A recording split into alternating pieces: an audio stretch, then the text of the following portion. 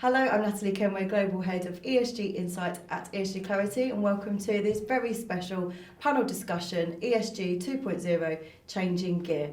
We're going to be discussing the ESG investment industry and the next steps from here. Today I'm joined by a group of industry experts. Thank you so much for joining me today. So first of all, I wanted to ask you about some of the things that we've seen this year, the critics we've seen against ESG, the underperformance, but there have also been some positive steps taken this year. We've seen some innovation, we've seen a lot more fund launches, and we've even seen fund flows when traditional funds have seen outflows. What other positive steps have we taken? What have you seen? Louisiana, I'm going to come to you. Sure.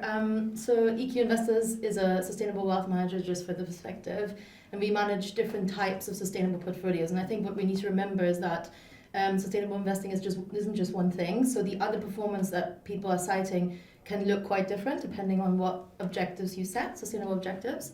And with that in mind, we were really pushing our fund managers that we've been working for to really expand the universe for us and universe of funds for us. And you mentioned kind of innovation in this space. So we've been co-launching and seeding multiple funds like green infrastructure funds and sustainable and impact value strategies. So this is the way that we've been kind of using this point of volatility to innovate and continuously push, but also remember why we're investing like this and why our clients are investing this way.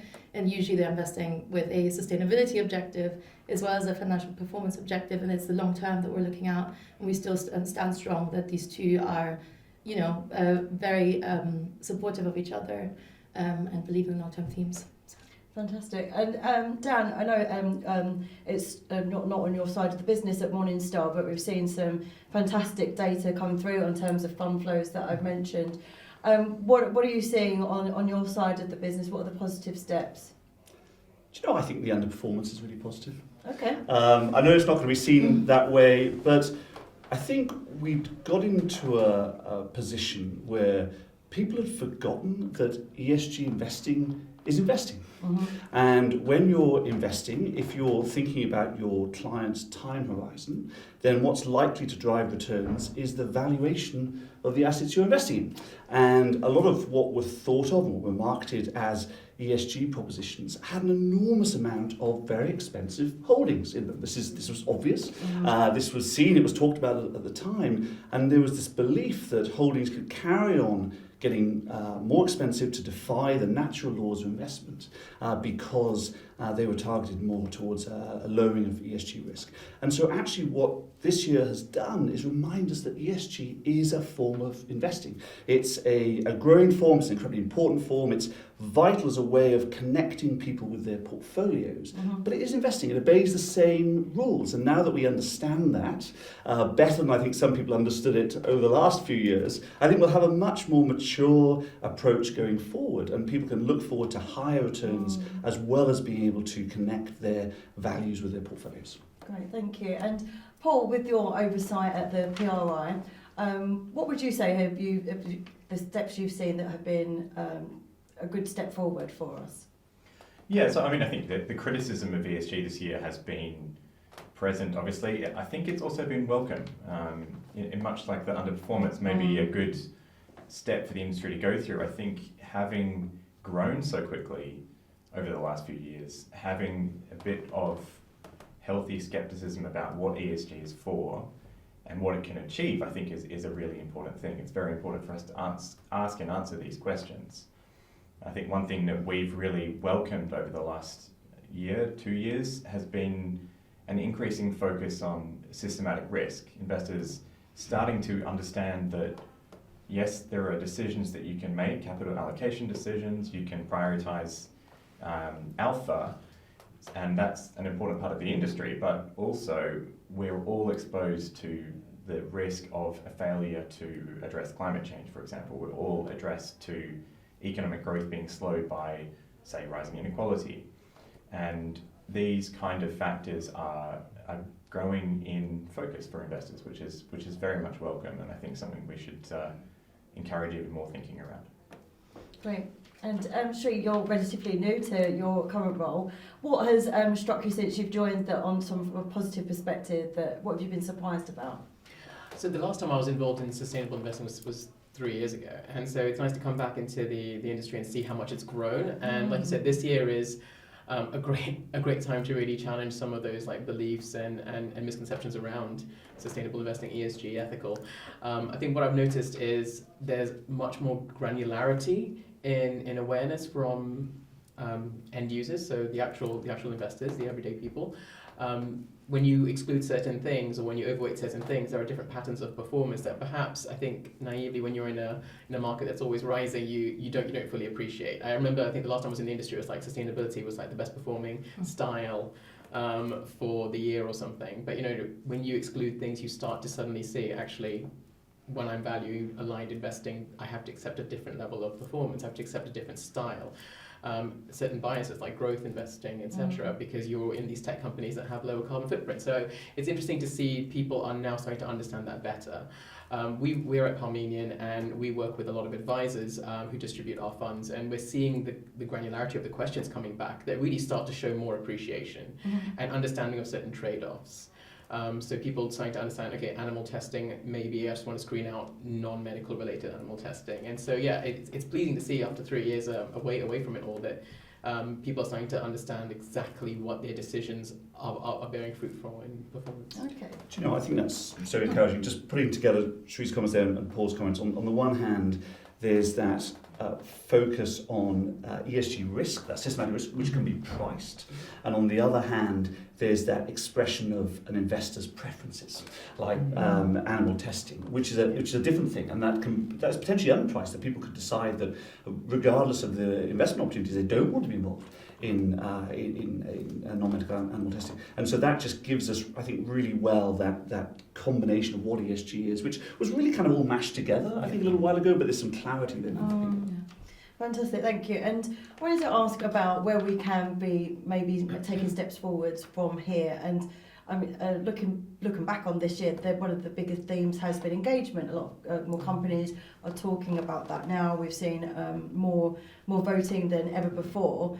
But then we've also seen people are hiding behind engagement and using that to greenwash or engagement wash. Paul, I know this is an area that you're sort of you're focused on. So where do you think the industry can improve from here, from an engagement perspective? It's a really important question, and I think I haven't heard engagement wash before. That's it. For us, I think there's a growing focus on how stewardship overall, not just engagement, but voting, using influence through board seats, even going as far as litigation we've seen recently coming into the mix. These are really important tools for investors to use their influence, and what we'd like to see is a growing comfort amongst the investment community in applying all of these tools in a way that gets outcomes for performance of companies and the economy, but also for people and planet. So what we're hoping to see is growing comfort using those tools. We're really looking, and I know we're going to talk about this, really looking to see more collaboration across the industry and between investors and civil society, or with government, for example, is a really important area. And the other big thing is really the resourcing of stewardship. I know we talk a lot about things like how many engagement meetings have been done, but it's not really a good measure. It's very easy to gain that as a particular metric, which is why we've removed it from our reporting framework.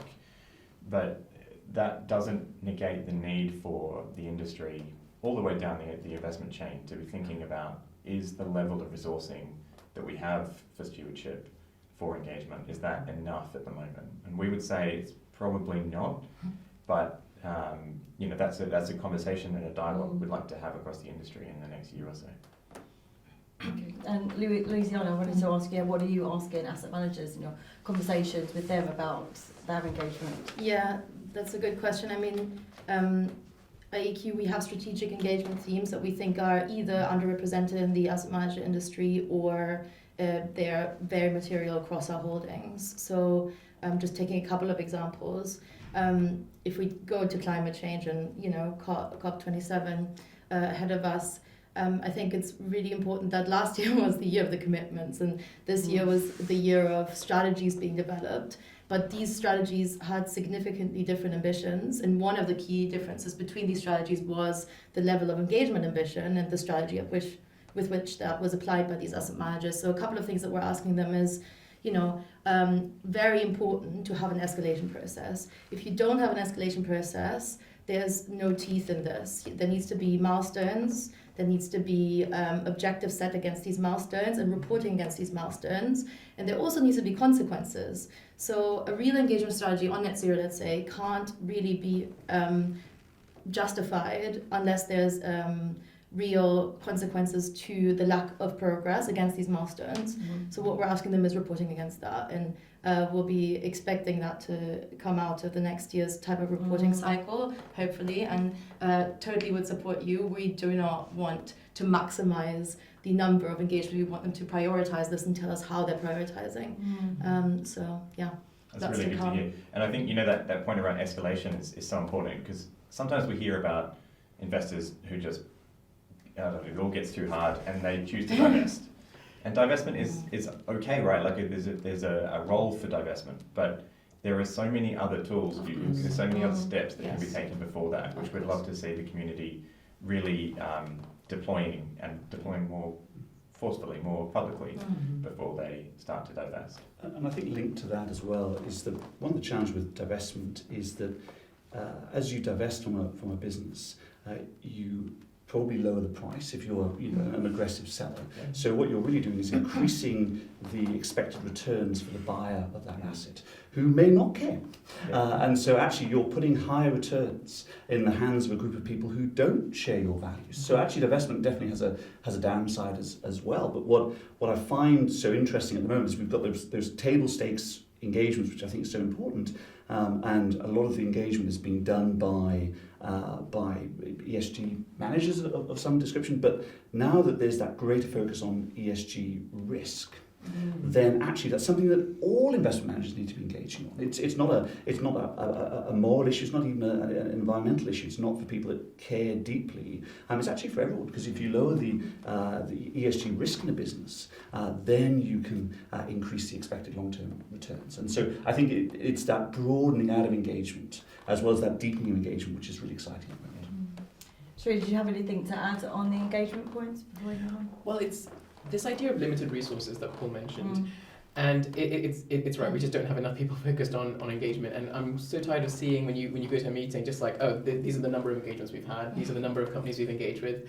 And that's great, but actually what are those engagements? Are you just literally sending emails and letters? Like, I want to know the quality of the engagement, and also I would like to see managers take a more focused approach in terms of what's in their sphere of influence, like knowing exactly what can you make a material change in given the amount you're investing and your sphere of influence versus what you need to then go in collectively on with other people. The idea of collectivism, which the PRI is very much behind. I'd love to see a bit more method to it, and then when I'm speaking and triaging different fund managers, I to actually say, like, we're engaging on this because of that, and in other ways where we're driving whole change systemic movements where we're engaging with third parties because we actually can't just drive that change because we only own 0.2 basis points of something.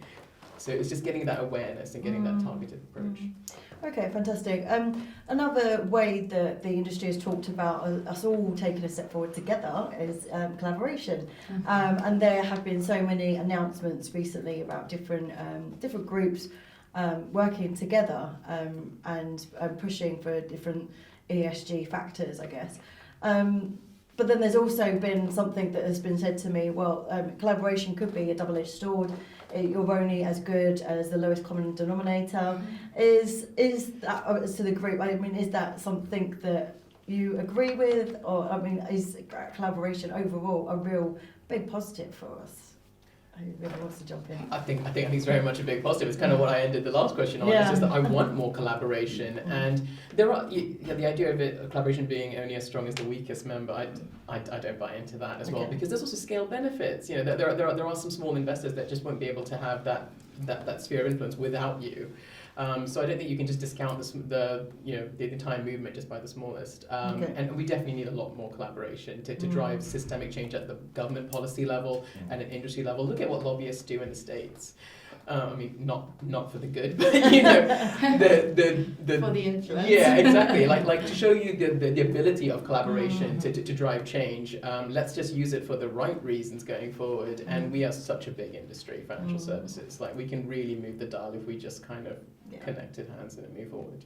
Yeah, Louisiana, I can see you wanted to add to that. Yeah, I mean, collaboration is interesting. I think I personally think everybody can gain from it. Unfortunately, I think a lot of people are not doing it sometimes because of competitive purposes, which I think is a bit of a shame, because they don't necessarily want to share their, especially if we're thinking about active fund management and we think about very proprietary types of ways of analyzing certain companies, they don't necessarily want to share all of the research that they've invested in. I think there's ways around this though. So if you have very targeted engagement groups, I think there's no way that this actually will happen, because you can have a common outcome that both of them want to achieve, and therefore you will keep it to adjust that particular outcome, and you will galvanize the AUM around this. And I've actually been on a call with Rolls-Royce two days ago, which is, EQ manages under 2 billion. I would never get there without collaborative engagement. I happen to have a specific interest in this one thing, and this happened to benefit the group in that particular case. In other cases, it's different.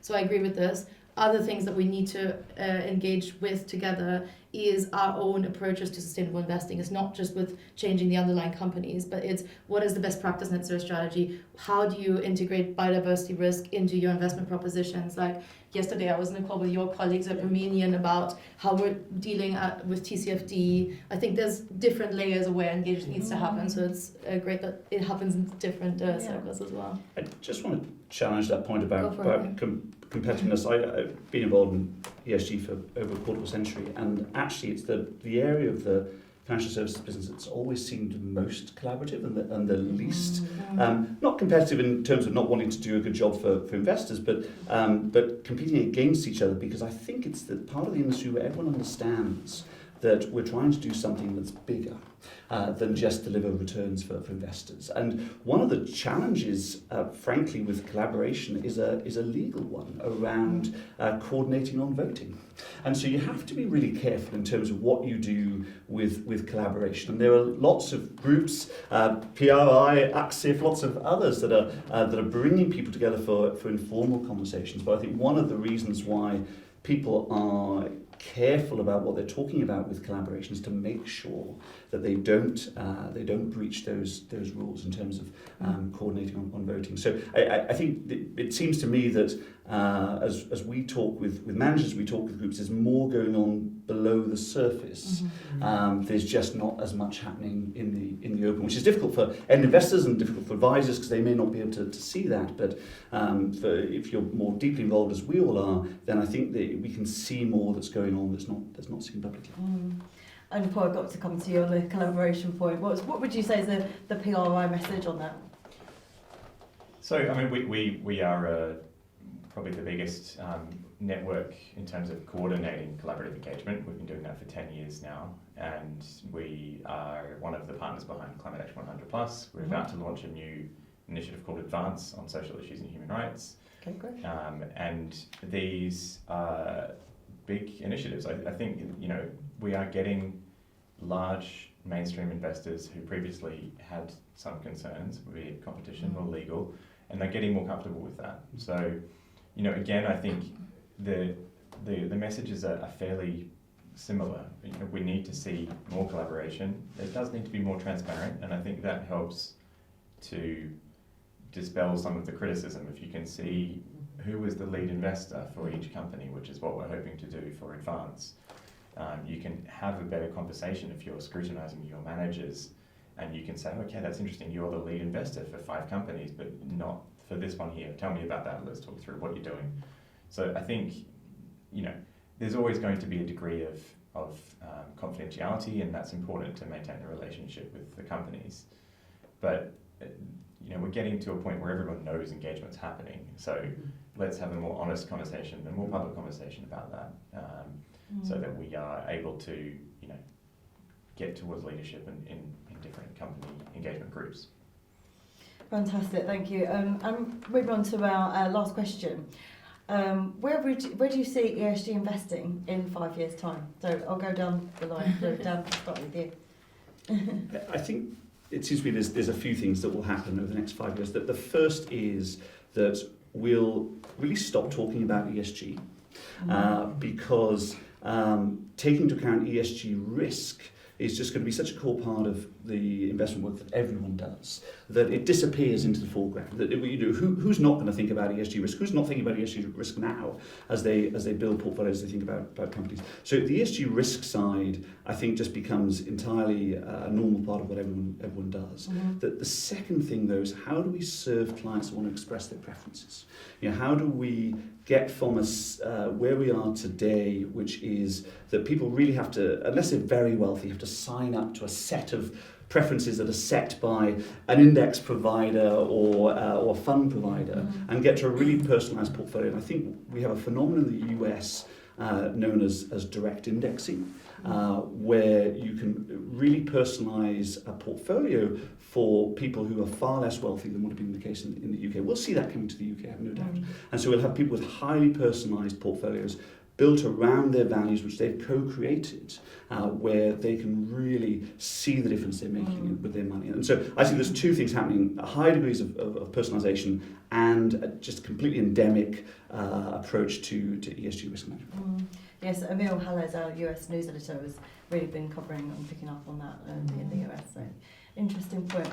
Louisiana, how can the investment industry step up from here? What can we see in the next 5 years? Yeah, I'm not going to repeat any of those points. I think one of the key things that we'll see, and this is part because regulation is really stepping in both in the EU, which is already in role, the UK and partly in the US, we'll see what happens, is that I think we'll see a movement towards a more diverse set of different sustainable portfolios and fund objectives that are matched with the relevant disclosure, because this is what we're really not having. At the moment, it is not necessary for any fund provider to actually disclose on their sustainability objectives, even though they obviously should. So what we'll see that, and I think this is really important because it connects clients with their values, with their money. And that, to me, and I'm talking to a lot of clients out there, once they understand that their money is not in a black box, there's a lot more demand for it. And I think with that, just that pure transparency connection will increase flows significantly. And again, no matter what particular part of the economic cycle we're in, whether we're underperforming or overperforming, I think there's a natural tendency for a lot more people to want to invest this way, and disclosure will play a massive part in it. Second part is, I think there will be innovation in trying to connect voting behavior to the end clients, similar to ethical preferences. There's a couple of people in this space doing it really interesting. You're having ideas about this. Miller, for example, is a startup trying to work, extending the voting rights, not from the fund manager, but to the actual final client investing their capital. So I think that will be a great thing to watch, and I'm really excited about that. That would be a big change, isn't it? Yeah. Shri, what's your point on that? I'm a huge fan of direct indexation, so I'm really pleased that you brought that up. But the idea that we can actually have just more heterogeneity in ESG, because it really is a non-binary type of discussion, really. Like, it's not just I want this or that. It's like there's a whole lot of different preferences in between. And what I think will really back up direct indexation is the amount of data that's coming our way.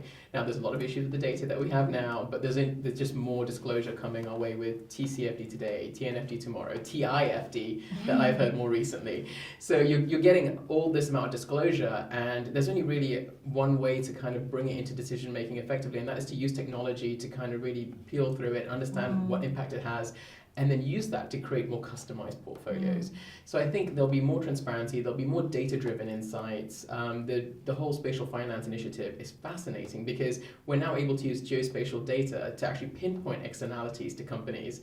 So in a way that we couldn't account for it before in how we evaluate a stock price or a share price, we can now actually say, you know, your operations there are going to cause an issue to your revenue profile, or et cetera here. And that's really going to change the way that we evaluate things. So I think what we will see in the industry in the next 5 years is more data-driven decision-making, more technology being applied to take that and use it to customize portfolios for users. And I'm so excited by that because the end user isn't thinking about, oh, tracking error. No, it's really not a thing. It's how much we spend, how much time we spend talking about tracking error for ESG, I find bizarre because the end user's just, here is my next pound, I want to put it away to grow. Some people will go, I want it to align to certain things. Some people, I want to make sure I don't make money off certain things.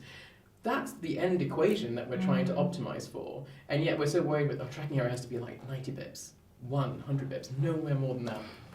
It's such a fallacy. And exactly what you said, like as people understand what types of performance and what certain decisions result in, I think we'll find that users are actually a lot more robust than we think, and they want their values reflected regardless of certain outcomes. Great, thank you. And Paul, where do you see us heading? I guess where I see us heading, where I hope we are heading, is to a greater focus on trying to effect change on systemic issues, and that's the point I started on before. I mean, we're coming into COP27. There's been 26 COPs beforehand by my calculation, and we are still not on track for even 2 degrees of warming.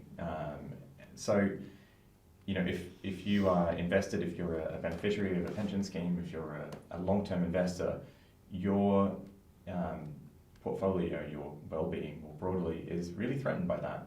Either it's going to be a rapid and forceful transition that policymakers will have to put in place in a few years' time when they really do run out of time, or it's going to be rampant and really horrible physical risks across the whole economy. And the idea that we are just able to keep ticking along and maybe we can get some additional disclosure, that's good, that's welcome. I think that's an important part of the process, but what we do really need to be seeing is policy to shift at a pace which it has not done so far. For investors, for me, that means we need to see much more ambition in policy engagement that investors are doing. We need to see much more organisations doing policy engagement. We've already got the IIGCC, European Institutional Investors Group on Climate Change, and its peers around the world. But let's ramp that up. Let's start to engage through sovereign bond holdings. Let's start to address the lobbying that companies are doing, using investors' capital to undermine their own interests. I think there's a whole range of things in this area where we really do need to see the industry start to step up and use its significant voice to push for change on policy, to rise the whole economy. Great, thank you. Well, some really interesting points there, and if there's anything like the last 5 years, then I think we'll see a radically different kind of industry. Thank you all so much for joining me today. I really appreciate all of your time and all of your input. It's been really interesting to have you all here. Thank you.